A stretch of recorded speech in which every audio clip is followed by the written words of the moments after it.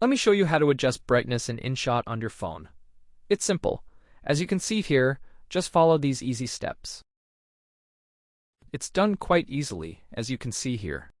We simply need to go into the Filters section. After that, go to Settings. And as you can see here, choose the second option in the list carefully. And we reduce the brightness, as shown here. You can adjust brightness up or down as you prefer here. This is done quite easily, as you can see here. You can even try experimenting with filters, adding various filters here. Filters here can decrease or increase brightness, offering flexibility for your needs. So, you can select according to your taste and preferences, as you see. There are many filters available to choose from.